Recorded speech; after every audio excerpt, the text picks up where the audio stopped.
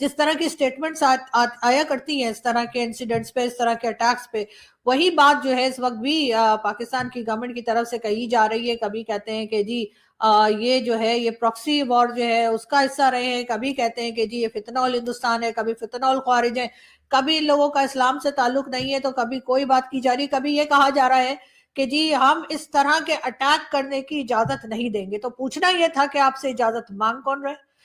तो मैंने कहा जी ये कहाँ पे, मैंने कहा इस्लामाबाद, वहां पे तो होते रहते हैं धमाके, लेकिन जब मैंने सर्च किया तो ये तो बहुत ही बड़ा एक धमाका हुआ है।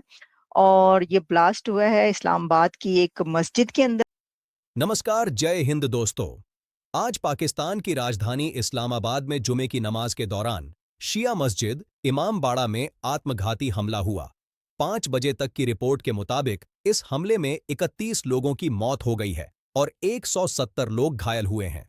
पुलिस और बचाव सेवाएं घटनास्थल पर पहुंच चुकी हैं और बचाव अभियान शुरू कर दिया है। अस्पतालों को अलर्ट पर रखा गया है। घायलों को अस्पताल पहुंचाया जा रहा है। धमाके के बाद इस्लामाबाद के पुलिस प्रमुख ने पूरे शहर में इमरजेंसी घोषित कर दी गई। अधिकारियों को आशंका है कि हताहतों की संख्या बढ़ सकती है। गवर्नमेंट एज यूजुअल उसी तरह की स्टेटमेंट्स दे रही है जैसे कि दिया करती है कि जी जिन्होंने अटैक किया है वो फितनॉल ख्वारिज है, फितनॉल हिंदुस्तान है।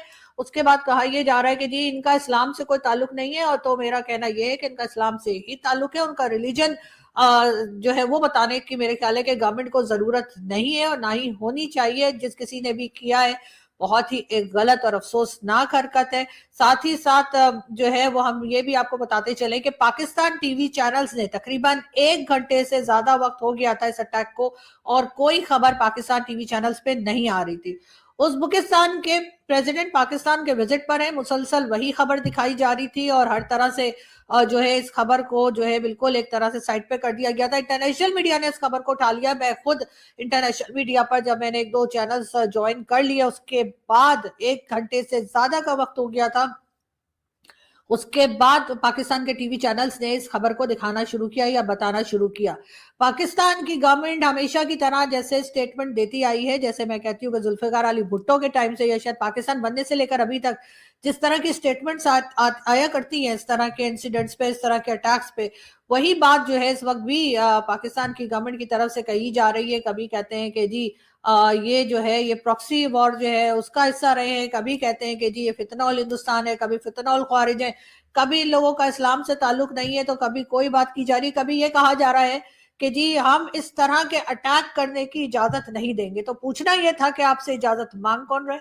क्या इस वक्त जिस सुसाइडर ने ये अटैक किया है क्या उसने पाकिस्तान की गवर्नमेंट या पाकिस्तान की मिलिट्री एस्टेब्लिशमेंट या किसी भी ऐसे इंसान के साथ कांटेक्ट किया जिसके हाथ में पावर है, जो पॉलिसीज बनाते हैं कि अगर आप इजाजत दें तो क्या मैं फट लूं? क्या इस किस्म की कोई बात की है किसी सुसाइडर ने या जो अटैक करते हैं उन्होंने?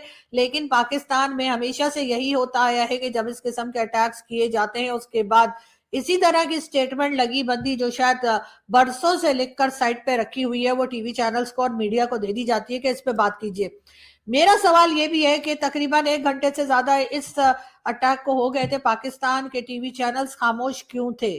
पाकिस्तान के मीडिया में खामोशी किस बात की छाई हुई थी, जबकि ये खबर सोशल मीडिया पर बहुत तेजी के साथ जो है वो बताई जा रही थी और अपडेट की जा रही थी, लेकिन टीवी चैनल्स जो हैं वहां पर या तो बसंत बनाई जा रही थी जो कि लाहौर में फेस्टिवल स्टार्ट हुआ है आज से 3 दिन के लिए, या फिर ये बताया जा रहा था कि जी उज़्बेकिस्तान के प्रेसिडेंट आए हैं और हम उनके साथ क्या क्या प्रोजेक्ट करने वाले हैं और किस तरह से उनकी खातिर करने वाले हैं, इसी किस्म की खबरें चल रही थी। अगर आप लोगों को याद हो, जो कि यकीनन हमारे बहुत से देखने सुनने वालों को याद होगा, कि जिस वक्त जाफर एक्सप्रेस को हाईजैक किया गया था, जिस वक्त जाफर एक्सप्रेस पे अटैक किया गया था और जाफर एक्सप्रेस का हादसा हुआ था, उस वक्त भी हमारे टीवी चैनल्स ने खबरें नहीं दिखाई थी और तकरीबन 5 घंटे हो गए थे और जाफर एक्सप्रेस पर इंडियन मीडिया और इंटरनेशनल मीडिया और कई दूसरे दुनिया का मीडिया जो है वो बात कर रहा था, शोज कर रहा था, और हमारा मीडिया 5 घंटे तकरीबन खामोश बैठा था। और उसके बाद 5 घंटों के बाद जो है हमारे मीडिया को ये इजाजत दी गई कि अब आप जाफर एक्सप्रेस की बात कर सकते हैं, और उसके बाद उन्होंने अपने हिसाब से वो खबर या वो न्यूज चलानी शुरू की। और फिर उसके बाद डीजी आईएसपीआर साहब की प्रेस ब्रीफिंग भी आई और उसमें उन्होंने कहा कि जी जो है वो इंडियन मीडिया पे बैठ के लोग जो है बात कर रहे थे और उन्होंने वहां पे खबर दे दी। तो भाई आप खबर छुपा रहे हैं, सारी दुनिया खबर को बता रही है, आपके टीवी चैनल्स पे बसंती बनती चली जा रही है, तो आखिर लोग क्या कहेंगे? जाहिर है लोग फिर इंटरनेशनल मीडिया को देखते हैं। आजकल वो जमाना तो है नहीं कि सिर्फ एक पीटीवी हुआ करता था और उसके बाद पीटीवी ने कुछ बता दिया तो बता दिया। ना सोशल मीडिया है, ना इंटरनेट है, ना कुछ और है।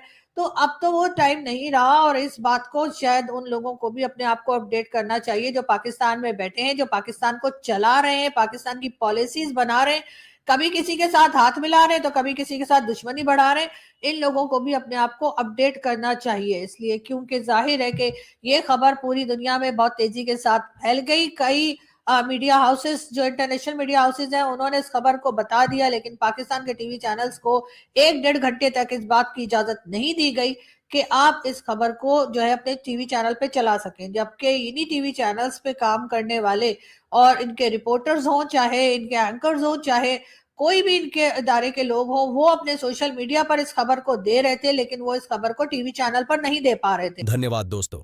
अगर वीडियो अच्छा लगा हो तो लाइक शेयर करना ना भूले और ऐसे वीडियोस देखने के लिए चैनल को सब्सक्राइब भी कर ले। मिलते एक और नए वीडियो के साथ, तब तक जय हिंद, जय भारत।